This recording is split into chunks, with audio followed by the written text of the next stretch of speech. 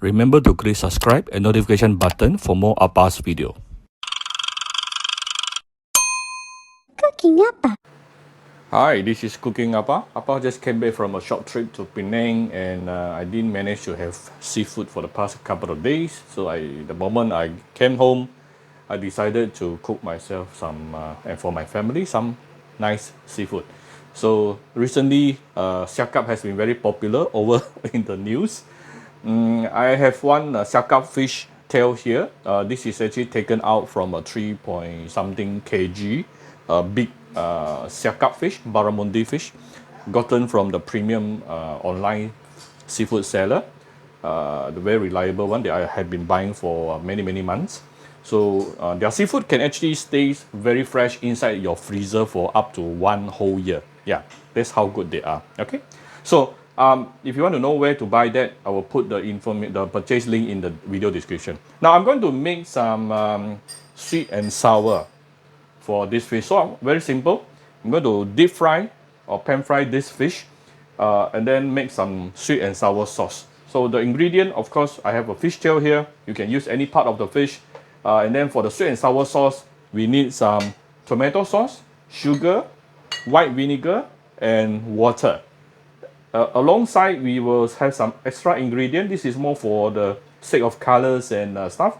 Some red chili, cucumber cubes, tomato chunks, some ginger and garlic mince, spring onion or fresh coriander for this is actually spring onion. You can also use fresh coriander for garnishing. So while waiting for the oil to heat up, I have made few slits, few cuts on the fish body to make it easier to get cooked later, and also marinated with a bit of salt. Usually I won't put white pepper. I found that after you put white pepper, the fish is easier to stick to the wok or the pan. So, and then you can also, if you're scared of splattering, you can, of course, you need to wipe the fish dry.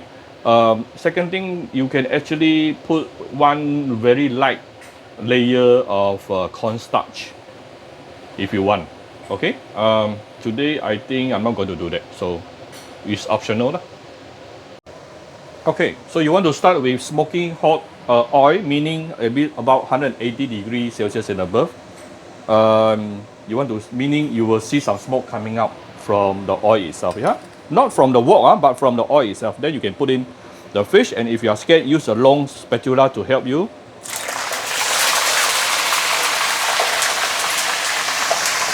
You can tell from the sizzling how hot is the oil just now. So don't keep on flipping it. We will let one side to deep fry for about 2 to 3 minutes, after which I'm going to flip it over. Total cooking time should be somewhere around 6 to 7 minutes. Probably a little bit longer, as this fish is actually quite thick. It's a longer one. A thicker ones.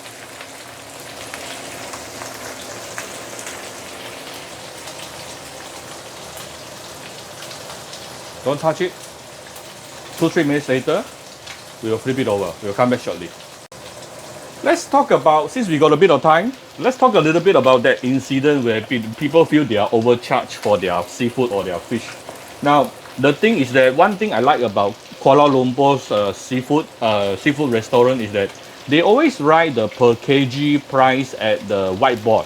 So you can immediately see exactly how much you are going to pay. But when I go outside Kuala Lumpur, not many restaurants do that. They will actually just say market price inside their menu. And that is the time you should actually ask them how much is the market price in that particular day, and on that particular day, and how heavy is the fish. I always ask this question. Okay, so whenever, after you ask these 2 questions, then you will know exactly what you'll be paying for the fish. Then you will be alright. Okay, then nobody is going to charge you 1,000 ringgit for a siakap fish.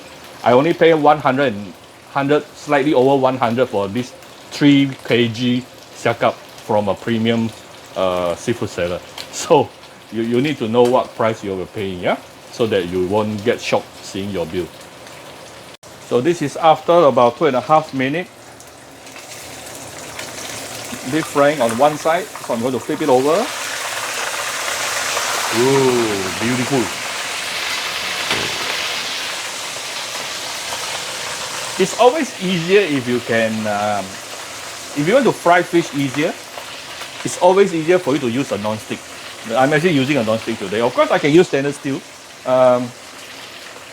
But yeah, I always interchange between the two. So I'll give this side another 2 to 3 minutes and then it's almost done. On medium high heat, yeah? Okay, this is after another 3 minutes, roughly, over the other side.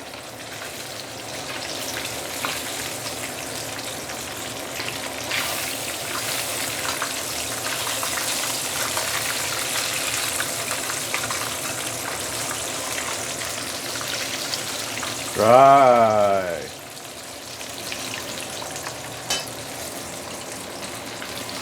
Okay, I'll give it another 1 minute to cook through.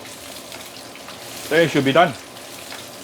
Total deep frying time for this very big fish shell is about 7 minutes.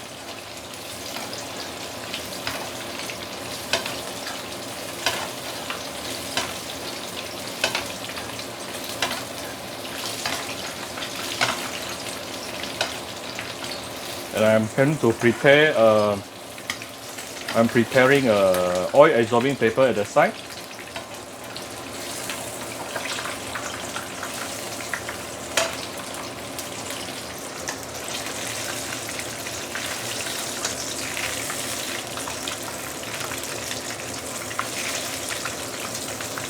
It'll help. Okay. Right. Fish frying is done. Okay, after we fry the fish, we're going to prepare the sauce, sweet and sour sauce. Let's saute the ginger and garlic.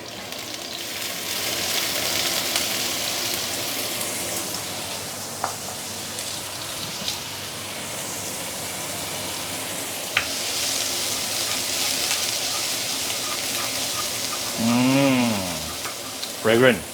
You can use medium heat. Next thing, put in at least about 6 tablespoons full of tomato sauce. You can also tune down the fire right now.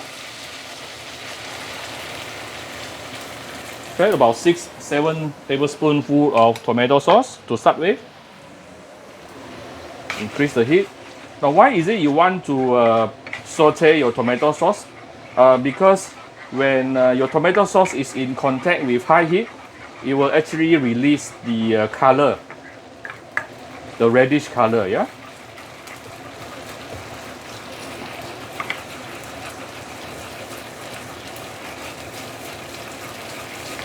And it also gives some natural starch, yeah, to your sauce later.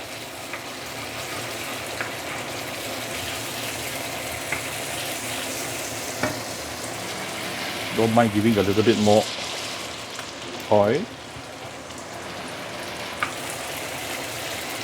See, immediately the oil will turn orangey and reddish. Next thing we do is you put in at least about 2 tablespoons of white sugar.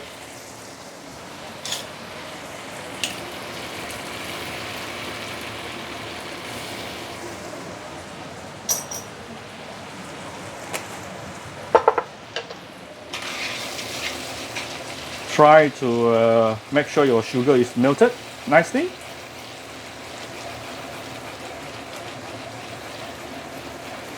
Now I like to add a little bit of light soya sauce to give it more caramelized color.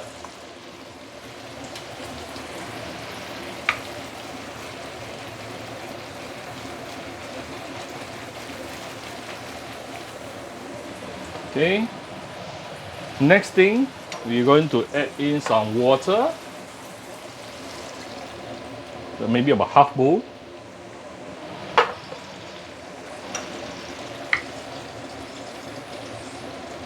I think my water is probably a little bit too much. It's okay.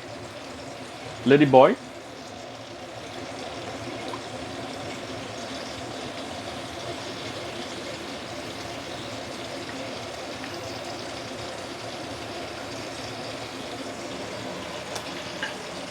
Let's bring this to a boil. We'll come back shortly. Okay, the sauce has been boiling for the past about 2 minutes and it's starting to thicken up. And I'm going to make it a little bit more thicker by adding some cornstarch, not too much. Okay, as you can see, immediately it turns even more thicker. Now is the time where we can put in all the veggie. All this veggie here can be eaten raw, so you don't really have to cook it.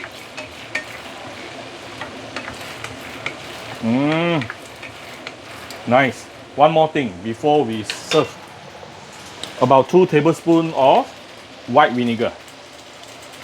Why is it you put the white vinegar towards the end? Because if you cook your white vinegar, the sourish flavor will be gone, yeah? Done. Ooh. Nice and bright and thick. Shiny. I'm going to pour this over to the fish. So I have my deep fried siakap here. Let's pour this over. Ooh.